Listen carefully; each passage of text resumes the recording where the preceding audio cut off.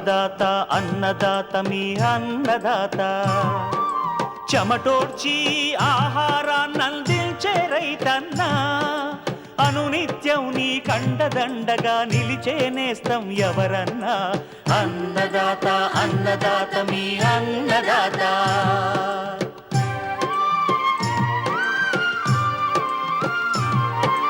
నూతన రీతుల సాగుబడికి నూరింతలు పెరిగే దిగుబడికి సూచనలిచ్చే సస్య రక్షణకు పశు పోషణకి శాస్త్ర విజ్ఞానం అందించి ముందుకు నడిపే తెలుగు రైతు భారతదేశానికి మకుటం అయ్యేలా తీర్చిదిద్దే ఆశయంతో మిమ్ము మేలు కొలిపేది అన్నదాత అన్నదాత అన్నదాత మీ అన్నదాత అన్నదాత అన్నదాత మీ అన్నదాత. అన్నదాత ప్రేక్షకులకు నమస్కారం. ఈనాటి ముఖ్యాంశాలు: ప్రొద్దుతిరుగుడును నష్టపరుస్తున్న చీడపీడలు సమగ్ర చర్యలు, సాగునీటిలో లవణాలు అధికంగా ఉన్నప్పుడు తీసుకోవాల్సిన జాగ్రత్తలు, హైడ్రోపోనిక్ విధానంలో పచ్చిగడ్డి కొరతను కొంతవరకు తీర్చే మొలక గడ్డి సాగు, ఇంకా జై కిసాన్ వ్యవసాయ సమాచారం.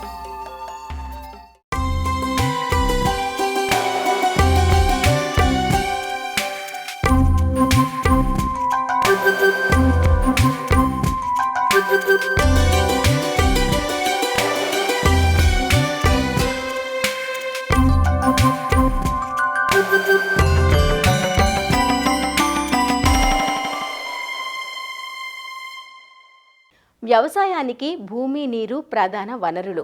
వీటిలో ఏ ఒక్కటి సహకరించకపోయినా సాగు సజావుగా సాగదన్న సంగతి మనకు తెలిసిందే. అందుకే మనకున్న భూమిని పరీక్షలు చేయించుకొని అందుకు తగ్గట్లుగా పంటలను ఎంపిక చేసుకుంటాం. అలాగే భూసార పరీక్షలతో పాటు సాగునీటిని పరీక్ష చేయించుకోవడము అవసరమే. ఎందుకంటే నానాటికి నీటి లభ్యత తగ్గిపోవడంతో బోర్లు, బావుల ద్వారా పాతాళంలోని నీటిని పైకి తోడేస్తున్నాం. అలాంటి భూగర్భ జలాల్లో లవణాలు ఎక్కువగా ఉంటున్నాయి. నీటి ఉదజని సూచిక, నీటిలోని లవణాల శాతం, విద్యుత్ చాలకత సాగుకు అనుకూలంగా లేకపోతే అది భూమి స్వభావాన్ని మార్చేస్తుంది. ఫలితంగా పంట దిగుబడులపై ప్రభావం పడుతుంది. మరి లవణాలు అధికంగా ఉన్నప్పుడు ఉప్పు నీటిని అందించాల్సిన వచ్చినప్పుడు ఎలాంటి పంటలు ఎంచుకోవాలి, ఏ జాగ్రత్తలు తీసుకోవాలి అన్న సూచనలతో మన ముందుకు వస్తున్నారు ప్రొఫెసర్ జయశంకర్, తెలంగాణ రాష్ట్ర వ్యవసాయ విశ్వవిద్యాలయం రాజన్ నగర్ వ్యవసాయ కళాశాల అధ్యాపకులు డాక్టర్ ప్రభాకర్ రెడ్డి. పంటలకు భూమితో పాటు నీరు కూడా చాలా ప్రధానమైనది. అయితే లవణాలు అధికంగా కలిగిన నీటితో పంటలు పండించడం ద్వారా చాలా వరకు కూడా దిగుబడి తగ్గిపోయే అవకాశం ఉంటుంది. ముఖ్యంగా లవణ సాంద్రత అంటే నీటిలో క్లోరైడ్స్ కానీ, కార్బనేట్స్, బైకార్బనేట్స్, దాంతోపాటు సోడియం, సో ఇలాంటి లవణాలు అధికంగా కలిగిన నీటితో పంటలు పండించినప్పుడు ఈ యొక్క నేల యొక్క నాణ్యత తగ్గిపోవటం, నేల యొక్క ఉత్పాదక శక్తి తగ్గిపోవడంతో పాటు పంటల్లో కూడా ఉత్పాదక శక్తి తగ్గిపోయే అవకాశం ఉంటుంది. ప్రస్తుతం యాసంగి పంట కాలంలో మనము రైతులందరూ కూడా సాధారణంగా 400 నుంచి 500 ఫీట్ల లోతు గల బోరు బావుల నుంచి కూడా నీటిని తోడి పంటలు పండిస్తూ ఉంటారు. ఇలాంటి పరిస్థితుల్లో భూమి లోపలి పొరల్లో ఉండే యొక్క లవణాలన్నీ కూడా నీటితో పాటు భూమి పైపొరలోకి చేరి పంట యొక్క నాణ్యత అనేది తగ్గిపోయే అవకాశం ఉంటుంది.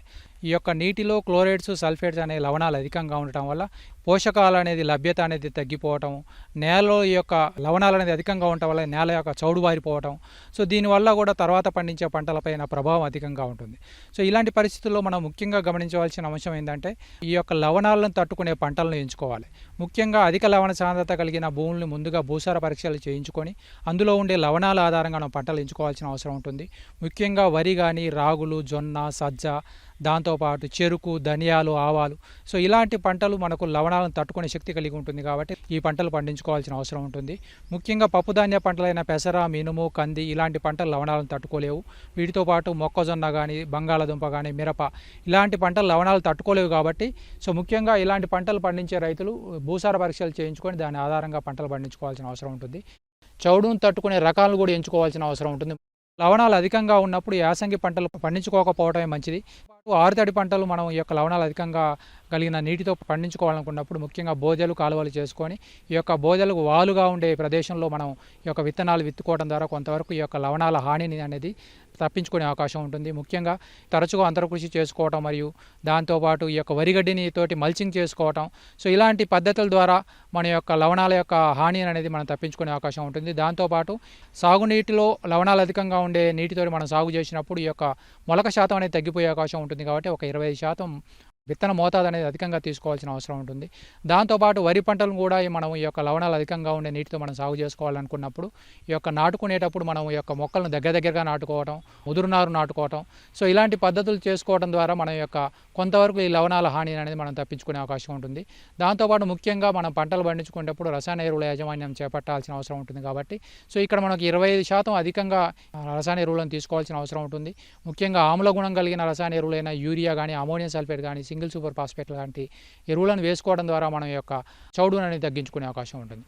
నీటిలో లవణాలు అధికంగా ఉన్నప్పుడు ఇలాంటి నీటి ద్వారా మనం సాగు చేసుకున్నప్పుడు ఈ యొక్క పోషకాలు అనేది మొక్కకు అందుబాటులో లేని రూపంలోకి మారిపోవడం అనేది గమనించడం జరుగుతుంది. కాబట్టి ఈ యొక్క రసాయన ఎరువుల యొక్క వినియోగ సామర్థ్యం చాలా వరకు తగ్గిపోయే అవకాశం ఉంటుంది. కాబట్టి మనం తప్పనిసరిగా ఈ సూక్ష్మధాతు ఎరువులు కూడా మోతాదుకు మించి, అంటే ఒక ఎకరాకి 20 కిలోల జింక్ సల్ఫేట్ మనం సిఫారసు చేయడం జరుగుతుంది. కానీ ఇలాంటి చౌడు అధికంగా ఉన్న పరిస్థితుల్లో మనం 40 కిలోల వరకు కూడా వేసుకోవాల్సిన అవసరం ఉంటుంది.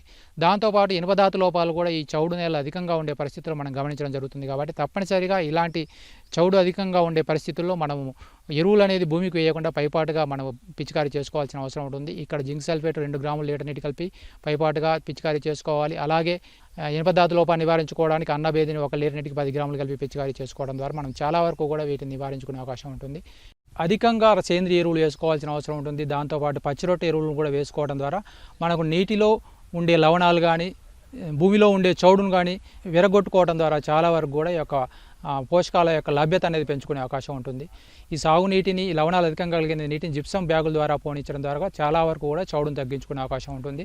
సిఫారసు చేయబడిన భూసార పరీక్షల ఆధారంగా ఒక ఎకరాకి 1.5 నుంచి 2 టన్నుల వరకు కూడా ఈ యొక్క జిప్సం వేసుకోవాల్సిన అవసరం ఉంటుంది. ఈ వర్షపు నీటిని సాధారణంగా ఫామ్ పాండ్స్లో కానీ, కుంటల్లో కానీ నిల్వ చేసుకొని విత్తుకునేటప్పుడు కానీ, విత్తిన తర్వాత కానీ, పూత దశలో కానీ ఇలాంటి పరిస్థితుల్లో చౌడు నీరు కాకుండా ఈ యొక్క వర్షపు నీటిని పెట్టుకోవడం ద్వారా కూడా చాలా వరకు కూడా ఈ చౌడు ప్రభావాన్ని మనం పంటపై పడకుండా మనం చేసుకునే అవకాశం ఉంటుంది. సో ఇలాంటి కొన్ని యాజమాన్య పద్ధతులు పాటించడం, సేంద్రియులు అధికంగా వేయడం, జిప్సం వేసుకొని మన యొక్క చౌడు మోతాదును తగ్గించుకోవడం ద్వారా చాలా వరకు కూడా ఈ యొక్క సాగునీటిలోని నాణ్యతను పెంపొందించడమే కాకుండా ఈ చౌడు భూములు కూడా చాలా వరకు కూడా రికమేషన్ చేసుకునే అవకాశం ఉంటుంది.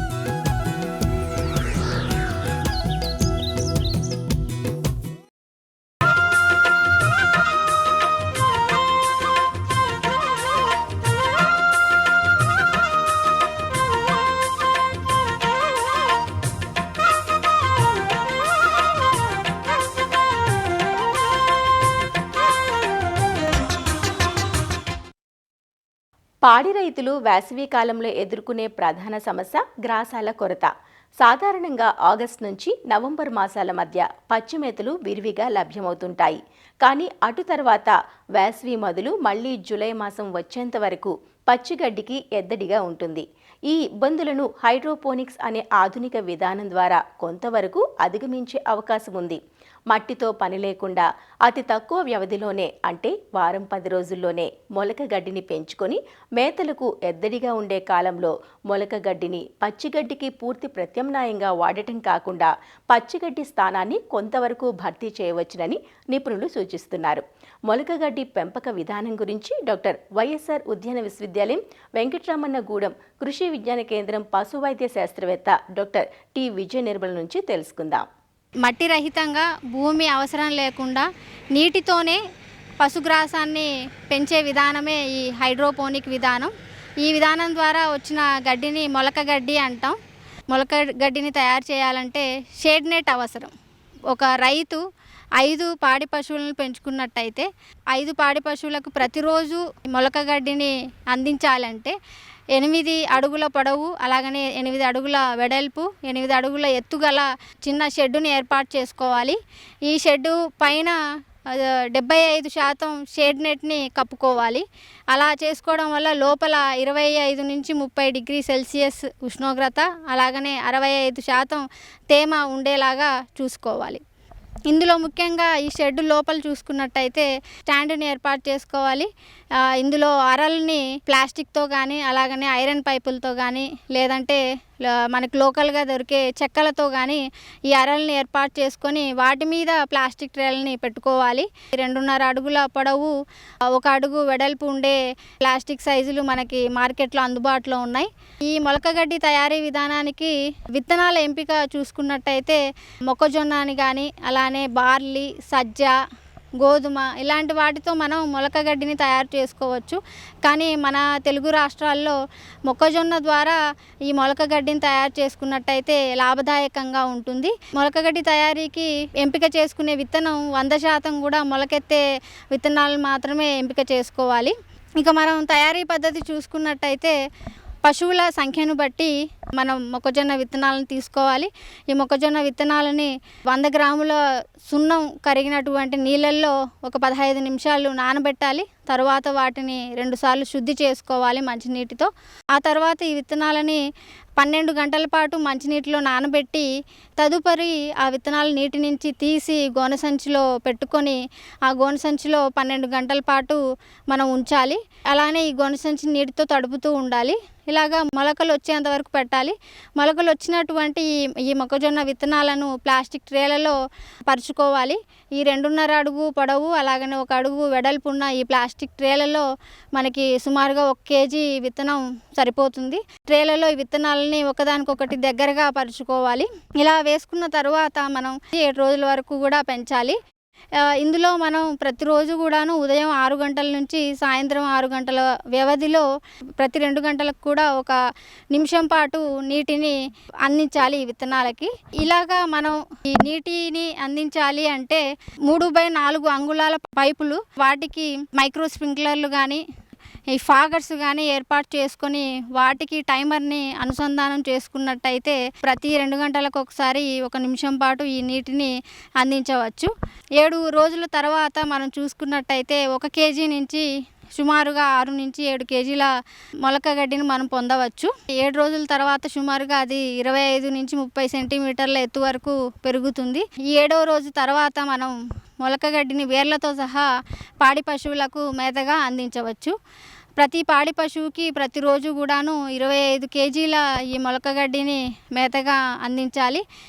అంతకంటే ఎక్కువగా మనం ఇవ్వకూడదు. ఎందుకంటే ఇందులో ఎక్కువగా తేమ శాతం ఎక్కువగా ఉండడం వలన పారుకునే అవకాశం ఉంటుంది. మొలకగడ్డితో పాటుగా ఇతర పశుగ్రాసాన్ని అలాగనే 5 నుంచి 6 కిలోల ఎండుగడ్డిని కూడా మనం మేతగా అందించాలి. ఈ విధంగా పచ్చిమేత కొరత ఉన్న సందర్భాల్లో అలాగనే పాడి రైతులు భూమి వసతి లేనప్పుడు నీటి సదుపాయం తక్కువగా ఉన్న సందర్భాల్లో హైడ్రోపోనిక్ విధానం ద్వారా మొలకగడ్డిని ఉత్పత్తి చేసి పాడి పశువులకు మేతగా అందించవచ్చు.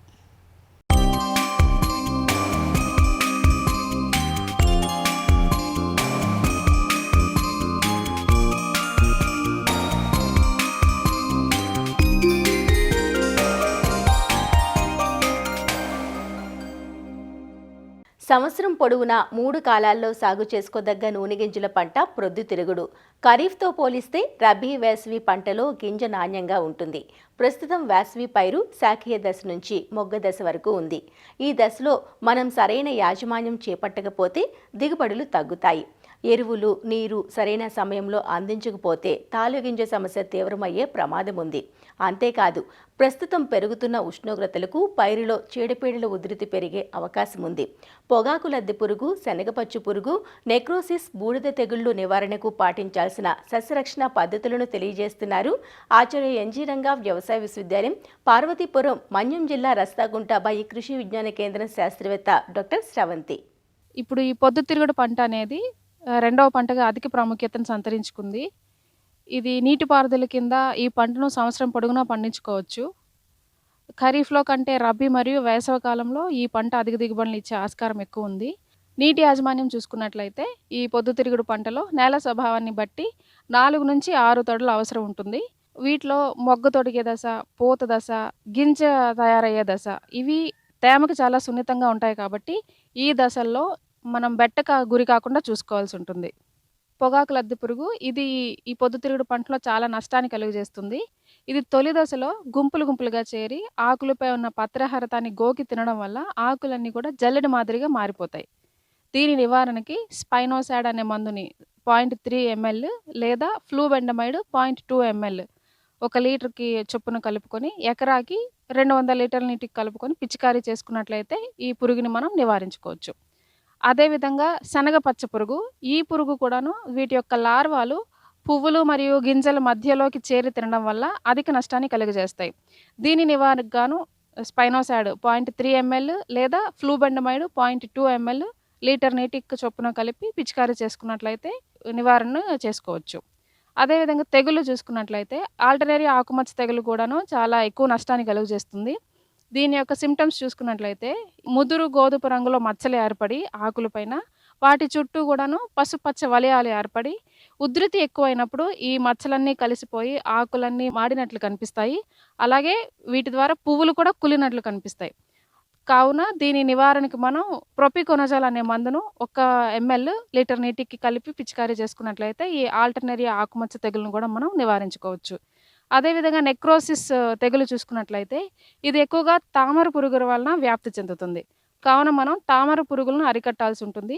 వీటి నివారణకు గాను ఫిప్రోనిల్ అనే మందును 2 ml లీటర్ నీటికి చొప్పున కలిపి పిచికారీ చేసుకోవాలి. లేదా ఇమిడాక్లోపిరిడ్ అనే మందును 0.4 ml లీటర్ నీటికి కలిపి పిచికారీ చేసుకున్నట్లయితే తామర పురుగుల వ్యాప్తిని తద్వారా ఈ నెక్రోసిస్ తెగులను కూడా వ్యాప్తి కాకుండా చూసుకోవచ్చు.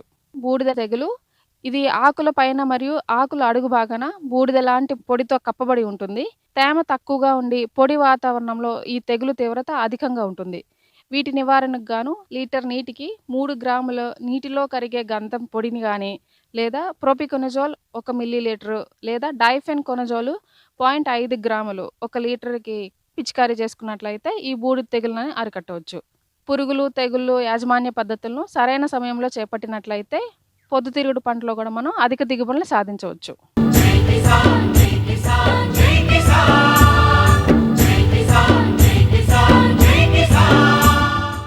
వ్యవసాయ సమాచారం ఇప్పుడు జై కిసాన్లో చూద్దాం. రాయలసీమను హార్టికల్చర్ హబ్గా మార్చాలనే ప్రభుత్వ నిర్ణయానికి తగినట్లుగా కడప జిల్లా ఉద్యాన శాఖ ప్రణాళికలు రూపొందిస్తోంది. జిల్లాలో 75,000 హెక్టార్లలో ఉద్యాన పంటల విస్తీర్ణం ఉంది. ప్రధానంగా అరటి, చీనీ, మామిడి, పసుపు పంటల దిగుబడిని పెంచడంతో పాటు మార్కెటింగ్ సౌకర్యం కల్పించే విధంగా కార్యాచరణ సిద్ధం చేసినట్లు ఉద్యాన శాఖ డిప్యూటీ డైరెక్టర్ సతీష్ తెలిపారు. ఏప్రిల్ నుంచి ప్రారంభమయ్యే హార్టికల్చర్ హబ్ వచ్చే 3 ఏళ్ల పాటు కొనసాగుతుందని డీడీ తెలిపారు. పులివెందుల అరటిని విదేశాలకు ఎగుమతి చేసే విధంగా ప్రణాళికలు రూపొందిస్తున్నామన్నారు. నాణ్యత కలిగిన అంటు మొక్కలను రైతులకు అందించి తద్వారా రైతుల తలసరి ఆదాయం పెంచడమే ధ్యేయంగా హార్టికల్చర్ హబ్ పనిచేస్తుందంటూ చెబుతున్న కడప జిల్లా ఉద్యాన శాఖ డీడీ సతీష్తో మా ప్రతినిధి మురళి ముఖాముఖి ఇప్పుడు చూద్దాం. రాయలసీమను హార్టికల్చర్ హబ్గా మార్చేందుకు రాష్ట్ర ప్రభుత్వం నిర్ణయం తీసుకున్న నేపథ్యంలో రాయలసీమ జిల్లాల్లో ఉద్యాన పంటల సాగు ఏ విధంగా ఉంది అనే దానిపైన, అదేవిధంగా మరి ముఖ్యంగా కడప జిల్లాలో అత్యధికంగా ఉద్యాన పంటలు సాగు అవుతున్న నేపథ్యంలో ఉద్యాన శాఖ డిప్యూటీ డైరెక్టర్ సతీష్ గారు మన దగ్గర ఉన్నారు. ఆయన అడిగి మరిన్ని విషయాలు తెలుసుకుందాం. హార్టికల్చర్ హబ్ చేయడం వల్ల మనకు కడప జిల్లాలో ఉద్యాన పంటల సాగు పరిస్థితి ఎట్లా ఉంది? రాయలసీమ ప్రాంతంలో ఉన్నటువంటి వైఎస్ఆర్ కడప జిల్లా ఉద్యాన పంటలకు పెట్టింది పేరు. ఈ జిల్లాలో ఉన్న వాతావరణ పరిస్థితుల వల్ల, సాయిల్ కండిషన్ బాగా ఉండేదానివల్ల దాదాపు 25 రకాల హార్టికల్చర్ పంటలు ఈ జిల్లాలో సాగవుతున్నాయి. ప్రధానంగా చీనీ, అరటి, మామిడి, నిమ్మ, వీటితో పాటు కూరగాయలు, ఉల్లి, సుగంధ ద్రవ్యాలైనటువంటి పసుపు, వీటితో పాటు పువ్వులు కూడా ఈ జిల్లాలో బాగా సాగవుతున్నాయి. దాదాపు 75,000 హెక్టార్లలో పండ్ల తోటలు, కూరగాయలు, సుగంధ ద్రవ్యాలు, అదేవిధంగా ఈ మధ్య కాలంలో ఆయిల్ పామ్ పంటను కూడా ఈ జిల్లాలో పండించడానికి రైతులు మొగ్గు చూపుతున్నారు.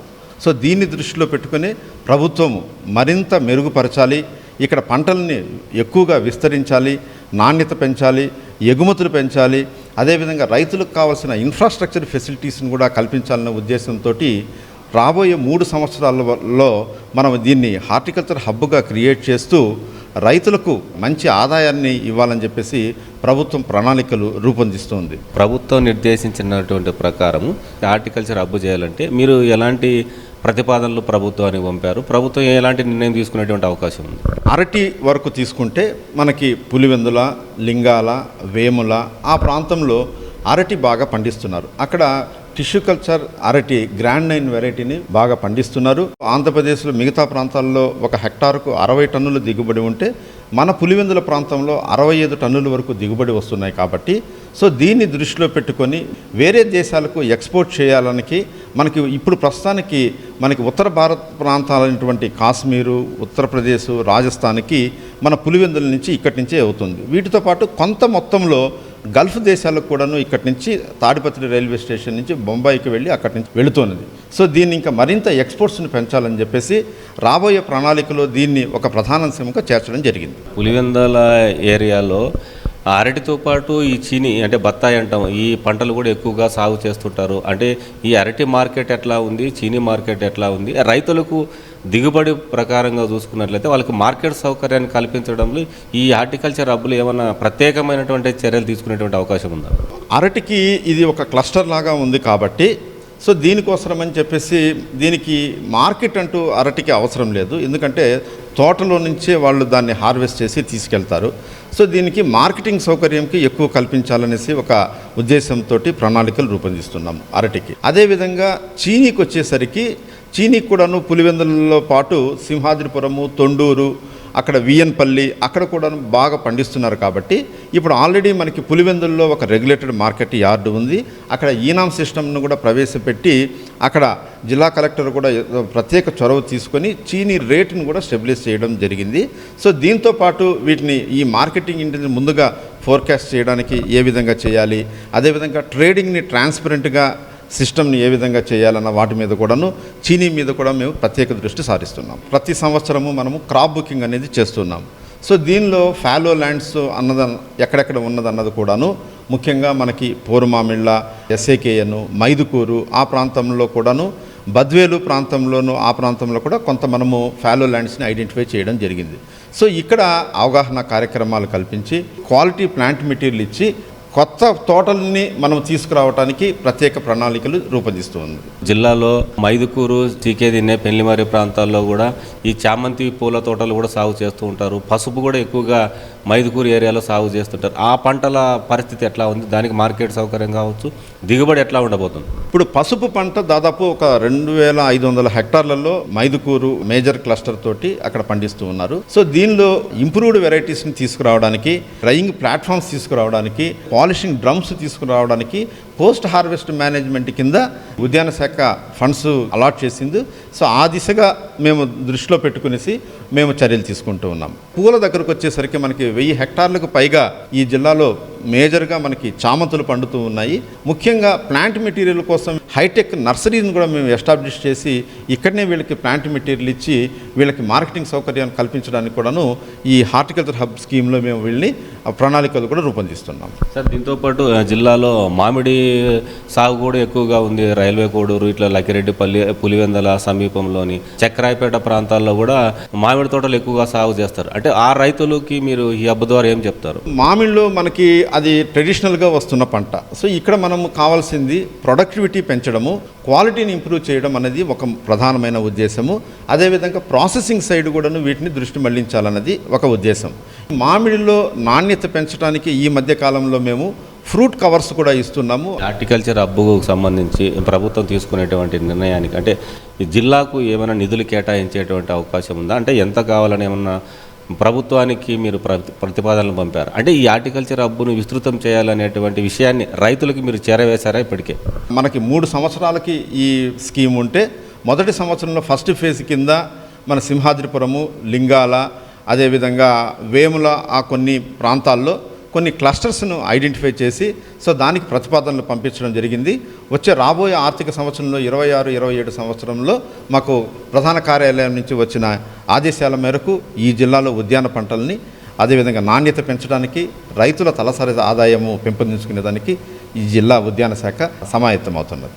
రాయలసీమ జిల్లాలను హార్టికల్చర్ హబ్గా చేస్తున్న నేపథ్యంలో కడప జిల్లాలో కూడా అందుకు అనుగుణంగా ప్రణాళికలు కూడా రూపొందించామని మొదటి ఫేజ్లో పులివెందల ప్రాంతాల్లోని 3 మండలాలను ఎంపిక చేసి అక్కడ ప్రయోగాత్మకంగా చర్యలకు ఉద్యాన శాఖ అన్ని రకాల సన్నాహాలు చేస్తున్న అభిప్రాయాన్ని డిడి సతీష్ గారు వ్యక్తం చేస్తున్నారు. కెమెరామెన్ జగదీష్తో మురళి, ఈటీవీ న్యూస్, కడప. మరిన్ని విభిన్న అంశాలతో రేపటి అన్నదాతలో మళ్ళీ కలుసుకుందాం. నమస్కారం. అన్నదాతలు తమ సందేహాలు సమస్యలను 18004254085 టోల్ ఫ్రీ నంబర్లో ఉదయం 10 నుంచి 11 గంటల మధ్య పని దినాలలో సంప్రదించగలరు. ఈ కార్యక్రమాన్ని యూట్యూబ్లో www.youtube.com/అన్నదాత ఈటీవీ లింక్ ద్వారా వీక్షించవచ్చు.